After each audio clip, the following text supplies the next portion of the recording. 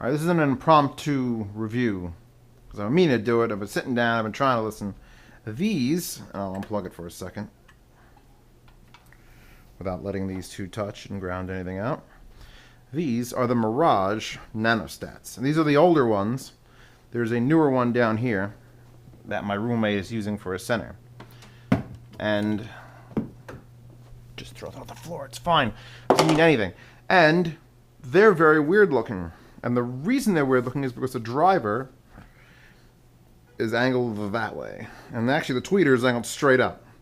And the purpose of the Mirage series of speakers, their whole line, is that they use a dome, like there's a dome there and a dome here, and they shoot the sound up and the dome reflects it forward and out like this in all directions.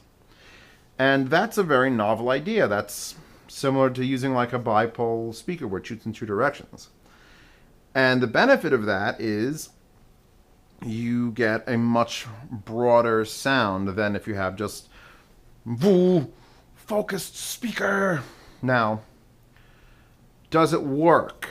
Yes, it does work. They sell towers that are this tall that have an arrangement like this on top, much bigger driver and a much nicer tweeter. But these still work really well.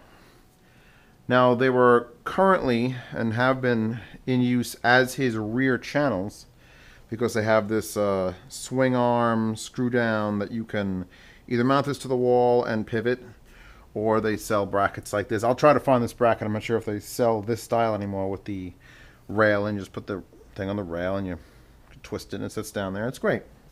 For rear channels, these are amazingly good, especially if you're doing stands, because if you try to just do a speaker there, and I have a speaker, just here's one of the micas just set up for my receiver. My receiver's there, his receiver's there, and my receiver's got, you know, micas.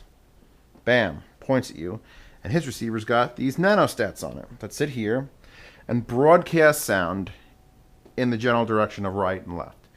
And they work really, really, really well, and they're really, really, really expensive for what they are. But I think they're worth it. Now, I was playing around with them here as fronts, main channels, and I may have to get the new Tascam out and do a recording video. But as main channels up here, feeding off my Tascam, I ran a sine sweep that, you know, tells you how 60 hertz, 70 hertz, 80 hertz, 100 hertz. And where these started to come in was about 120 to 130 hertz, which means subwoofer, or in this case, subwoofers, have to put out 130 hertz and below, which is really high for a subwoofer. So these aren't the best use for these because that's a lot of frequency missing.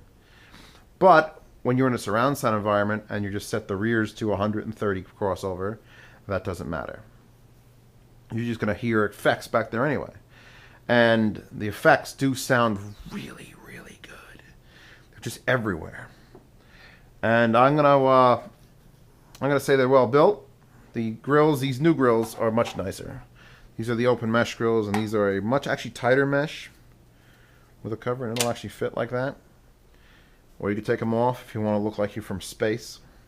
These are my speakers. They're from outer space. People fall for that all the time.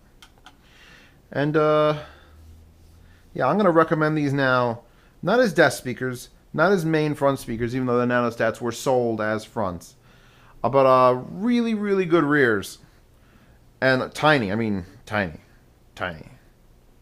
So you have a choice now of either the $40 Covos, which currently reside in my bathroom, or these, and I'm not actually sure of the price 100%, so I'm not going to say it in the video. You can check the link, but I'm pretty sure they're up there. These are in the like the $80, $100 a piece range.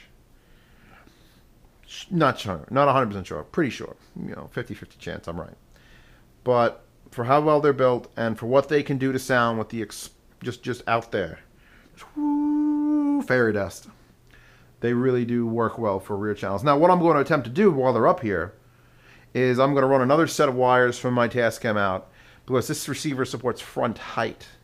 It'll do a 5.1, and instead of surround back channels, it'll do front height channels. And I wouldn't have to put them up because these are omnidirectional top firing speakers. So I want to see what exactly front height does. I've never actually played with that particular arrangement. I'm sure it could fake whatever I need because front height isn't an actual legitimate surround sound channel.